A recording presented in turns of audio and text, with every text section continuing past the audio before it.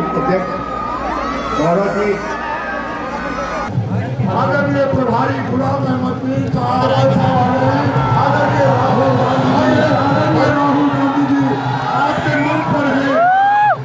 आदरणीय राहुल गांधी जिंदाबाद, राहुल गांधी जिंदाबाद, कांग्रेस पार्टी जिंदाबाद, राहुल गांधी जिंदाबाद, कांग्रेस पार्टी जिंदाबाद, मल्लिकार्जुन खड़गे जिंदाबाद।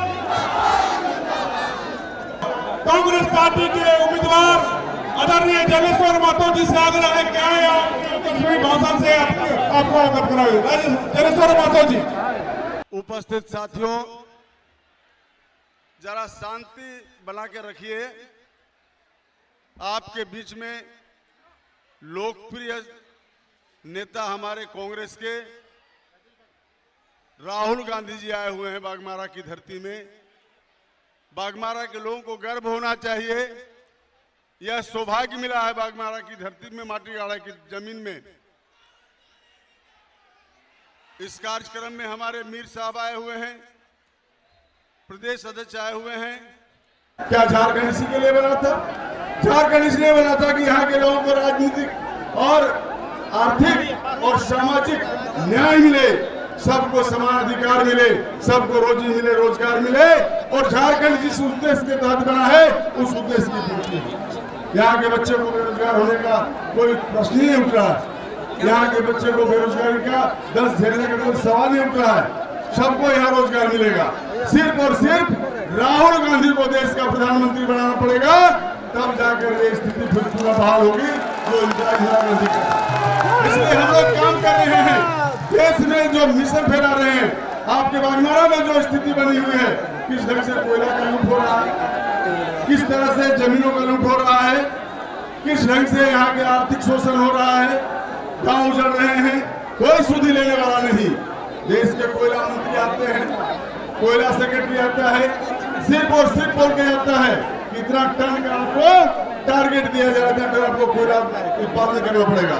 ये नहीं कभी कहता है कि यहाँ के मजदूरों का क्या हालत है, ये नहीं कहता है कि यहाँ के किसानों का क्या हालत है, ये कभी नहीं कहता है जो विस्थापित का क्या हालत है, ये कभी नहीं कहता है कि बेरोजगार युवाओं का कैसे करके रोजगार यहाँ दिया जाए। इसलिए मेरे मित्रों, आइए आज हम संकल्प लेते हैं कि इस बागमारा विधानसभा क्षेत्र में कांग्रेस को जिताना है, पंजा को जिताना है, हाथ को जिताना है, तभी जाकर ये रास्ता प्रशस्त होगा और राहुल गांधी का हाथ मजबूत होगा। इन्हीं चंद बातों के साथ मैं आपसे विदा लेता हूं। बहुत बहुत धन्यवाद। जय हिंद, जय झारखंड, कांग्रेस पार्टी जिंदाबाद। साथियों, अब झारखंड प्रदेश कांग्रेस के सम्मानित अध्यक्ष आदरणीय केशव महतो जी, कमलेश जी से आग्रह किया विचार करें। राहुल गांधी जिंदाबाद, राहुल गांधी जिंदाबाद, जोर से कांग्रेस पार्टी जिंदाबाद, कांग्रेस पार्टी जिंदाबाद। हमारे देश के करोड़ों करोड़ लोगों के आशा और आकांक्षाओं के प्रतीक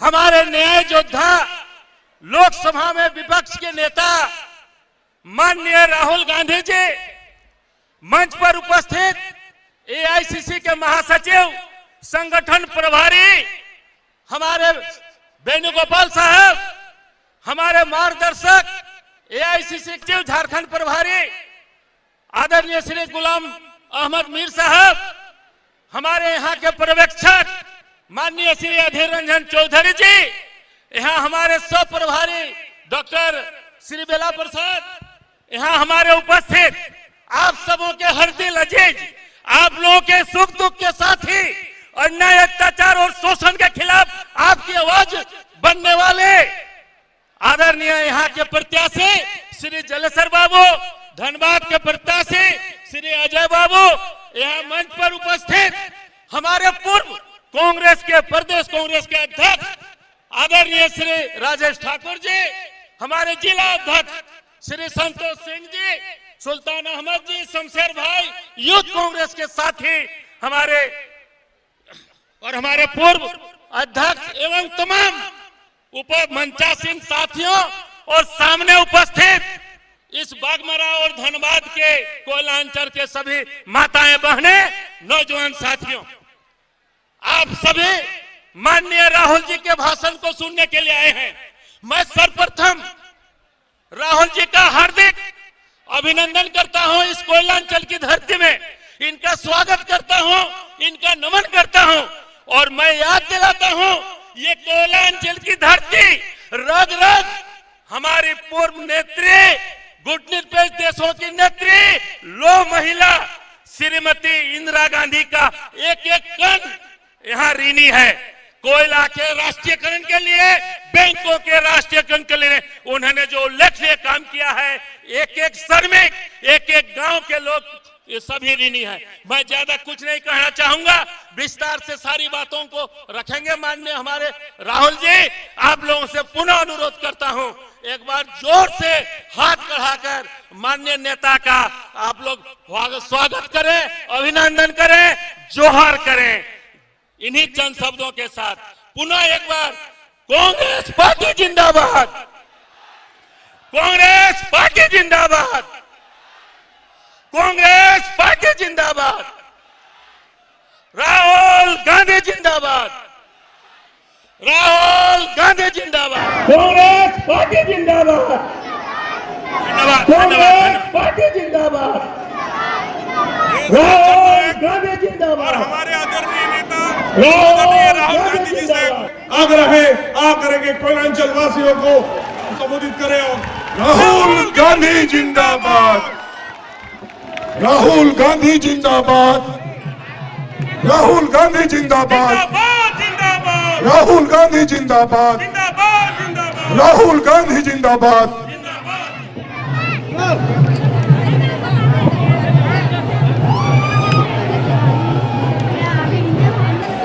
केसी वेणुगोपाल जी,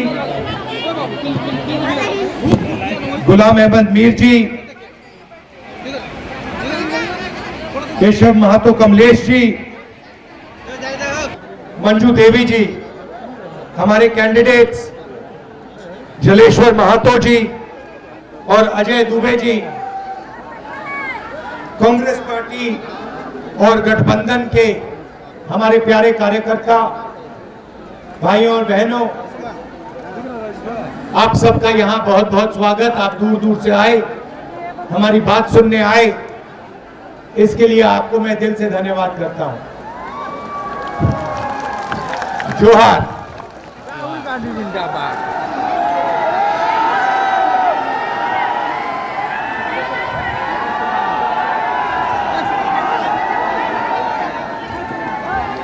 यहाँ भीड़ में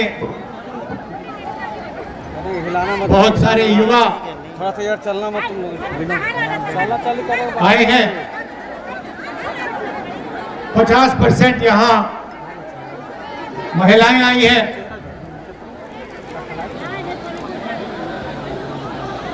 और सच्चाई है कि आज के हिंदुस्तान में अगर कोई लोग दुखी है तो वो देश के युवा दुखी हैं बेरोजगारी के कारण, और देश की महिलाएं दुखी है महंगाई के कारण। बोझ आपको उठाना पड़ता है। मोदी जी बड़े बड़े भाषण करते हैं,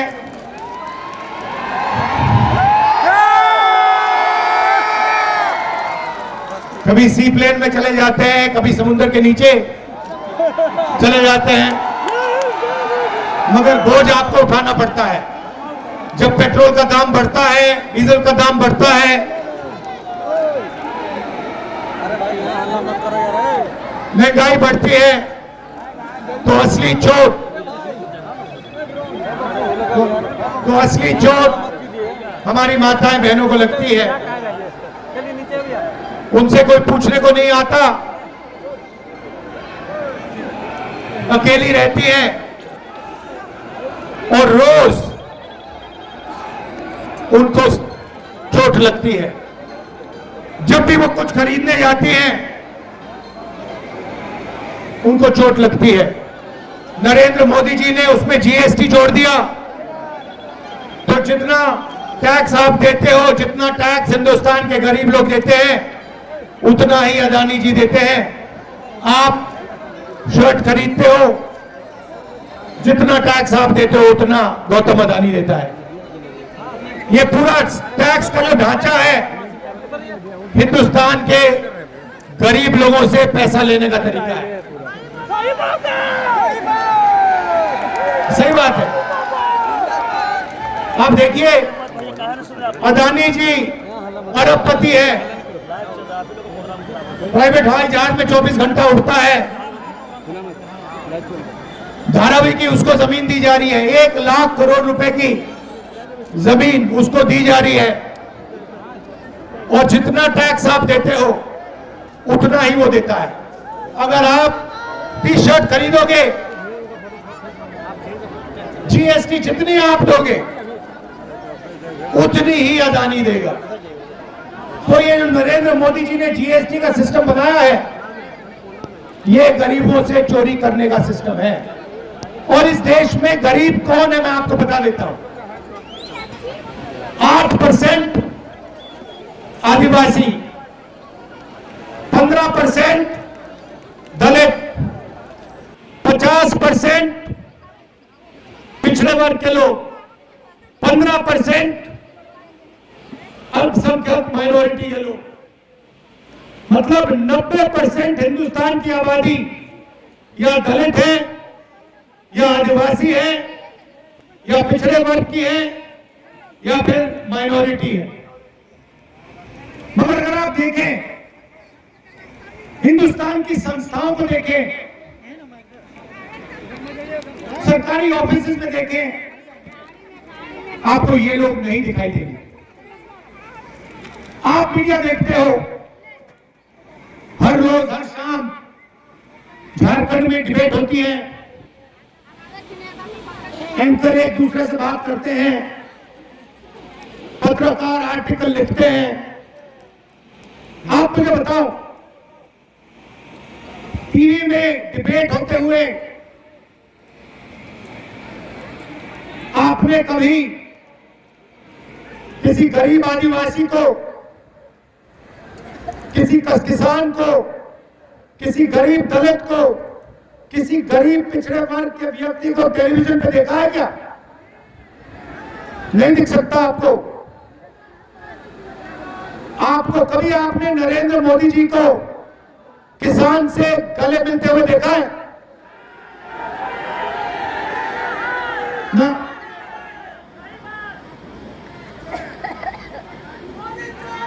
एक बार मैंने देखा नरेंद्र मोदी जी को, वो तारों के पीछे, बार्ब वायर के पीछे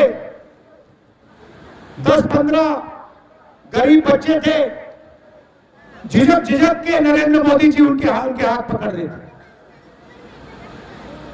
हिंदुस्तान का प्रधानमंत्री गरीबों के पास जाता ही नहीं है, तो जाता ही नहीं है। किसानों के पास, आदिवासियों के पास, दलितों के पास, पिछड़ों के पास वो कभी नहीं जाते हैं। वो सिर्फ अदानी जी के साथ, अंबानी जी के साथ जाते। भैया आपने बताया, देश में गरीब लोगों के घर में शादी होती है ना, नरेंद्र मोदी जी अंबानी की शादी में चले गए, किसी गरीब व्यक्ति की शादी में कभी गए? क्योंकि वो उनके हैं, वो आपके नहीं है।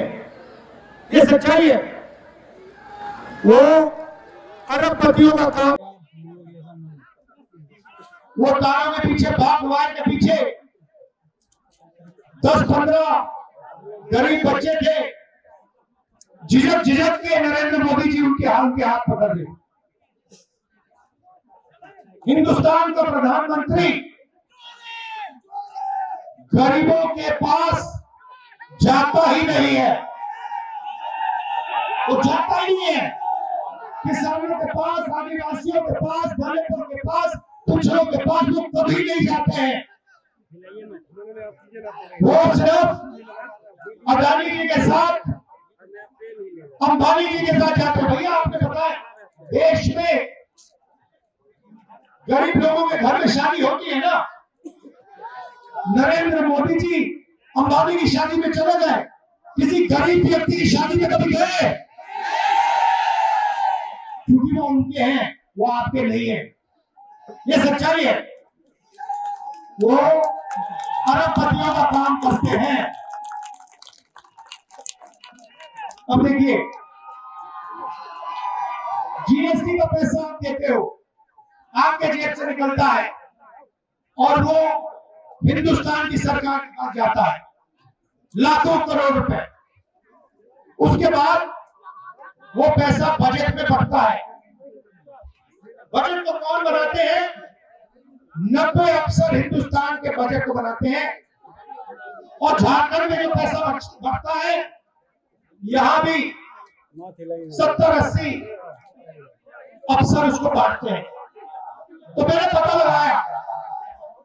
लगाया इन 90 अफसरों में जो हिंदुस्तान के बजट को बांटते हैं, इन 90 अफसरों में दलित कितने हैं, आदिवासी कितने हैं, पिछड़े वर्ग के कितने हैं, ये मैंने पता लगाया। आप हैरान हो जाओगे। आदिवासियों की आबादी 8% और हिंदुस्तान के जो बजट को बांटने वाले 90 अफसर हैं, उनमें आपका आदिवासी 1 अफसर है, उसको पीछे बैठा रखा है। और अगर हिंदुस्तान की सरकार 100 रुपए खर्च करती है तो आदिवासी अफसर 10 पैसे का निर्णय लेता है। आपकी आबादी 8%, आपकी भागीदारी 100 रुपए में से 10 पैसे। हिंदुस्तान में 15% है। चलो उतरो, ए भाई चलो। 90 अफसरों में से चलो 3 अफसर दलित। नीचे चलो ये 100 रुपए खर्च होता है तो 1 रुपया दलित अफसर निर्णय लेते हैं। पिछड़े वर्ग कम से कम 50% है।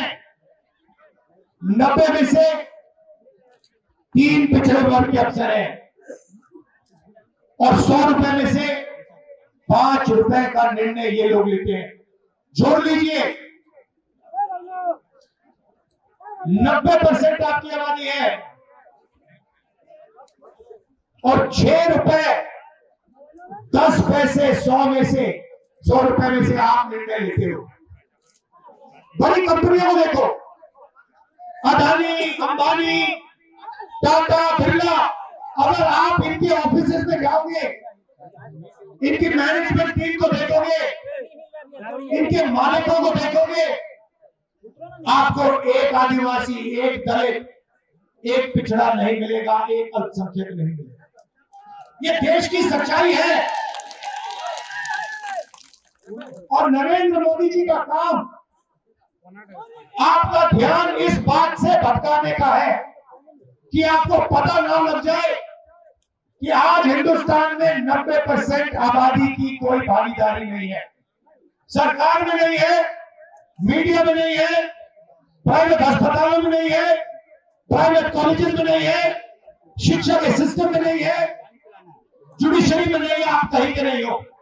अगर पिछड़ों को ढूंढना है, दलितों को ढूंढना है, आदिवासियों को ढूंढना है, मजदूरों की लाइन में जाओ, दलित, पिछड़े, आदिवासी लोग आपको मिलेंगे। लेबर की लाइन में जाओ, ये जो सड़कें बनाते हैं, ये जो इमारतें बनाते हैं, ये इनका खून पसीना से बनती हैं। ये अपना खून पसीना देते हैं, ये इमारतें बनती हैं, बड़े बड़े ऑफिस बनते हैं, मगर ऑफिस में ये लोग नहीं जा सकते। बड़े बड़े रेस्टोरेंट बनते हैं, ये लोग बनाते हैं। दलित, आदिवासी, पिछड़े वर्ग के लोग अपना खून पसीना देकर ये बड़े बड़े इमारतें, बड़े बड़े मॉल बनाते हैं और इन मॉलों में आप लोग नहीं जा सकते। ये बदलना चाहता हूँ। तो क्या हो रहा है? सबसे बड़ा तरीका जाति जनगणना कि देश को पता लग जाए आदिवासी कितने हैं, दलित कितने हैं, पिछड़े वर्ग के लोग कितने हैं।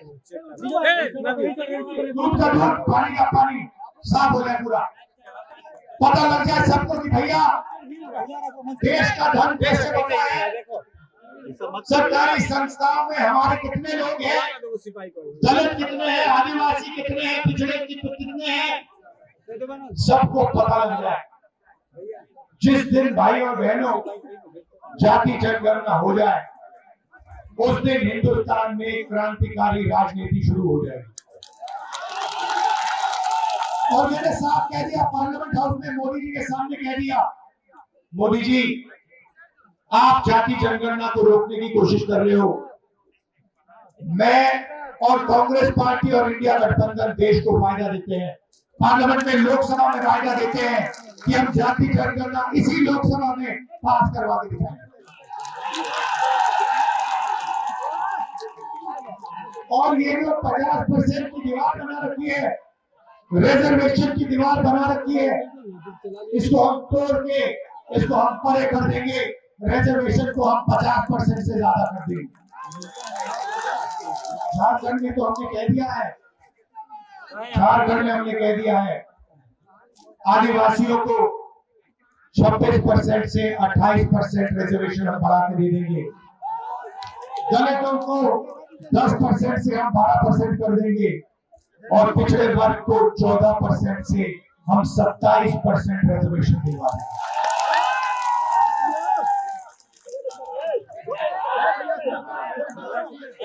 यहाँ आदिवासी वर्ग के लोग आए हैं, हम आपको आदिवासी कहते हैं, बीजेपी के लोग आपको वनवासी कहते हैं। आपने सुना है ना, वो वनवासी कहते हैं, हम आदिवासी कहते हैं। आदिवासी का मतलब वो लोग जो इस धरती के, इस देश के, इस जंगल के, जमीन के, जल के पहले और असली मालिक थे। ये है आदिवासी शब्द। आदिवासी मतलब पहले मालिक, जो पहले रहते थे वो आदिवासी। आदिवासी शब्द के पीछे एक सोच है। अगर आप राशन हर व्यक्ति को हर महीने आपकी इंडिया गठबंधन की सरकार देने जा रही है, युवाओं के लिए 10 लाख युवाओं को रोजगार, 500 एकड़ का इंडस्ट्रियल पार्क और डिग्री कॉलेज झारखंड के हर ब्लॉक में और प्रोफेशनल कॉलेज हर डिस्ट्रिक्ट में हमारी सरकार बनाने जा रही है।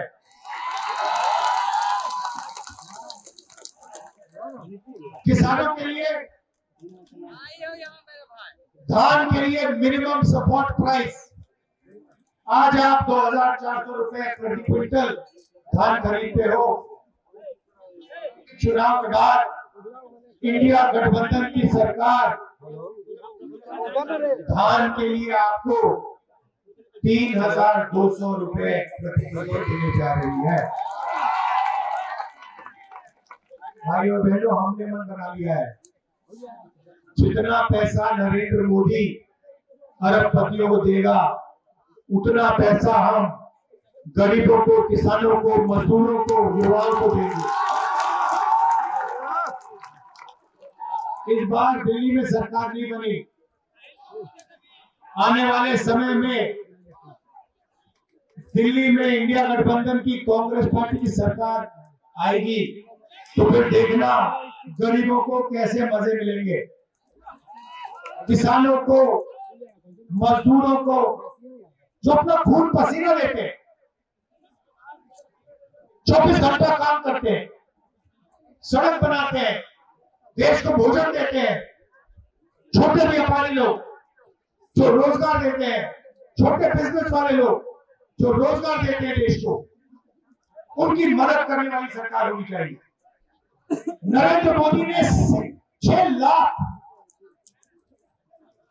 करोड़ कर्जा माफ किया, अरबपतियों का। किसान कर्जा माफी मांगता है, नरेंद्र मोदी कहता है तुम्हें नहीं देंगे। गरीब व्यक्ति कर्जा माफी मांगता है, कहता है हम नहीं देंगे। अरबपतियों के लिए टैक्स माफ हो जाएगा, कर्जा माफ हो जाएगा, जमीन दी जाएगी। ऐसी सरकार झारखंड में नहीं आनी चाहिए। नहीं आएगी ना? इंडिया गठबंधन की सरकार बनाइए, 2,500 रुपए प्रति महीना वाली सरकार बनाइए, 3,200 रुपए प्रति क्विंटल वाली सरकार बनाइए और 200 यूनिट बिजली फ्री में देने वाली सरकार बनाइए। आप सबका दिल से बहुत बहुत धन्यवाद। बहुत जोश है आप में। नमस्कार, जय हिंद।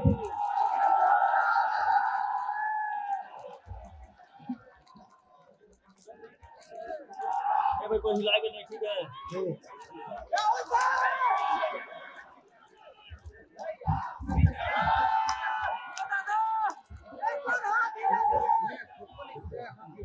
एक बार और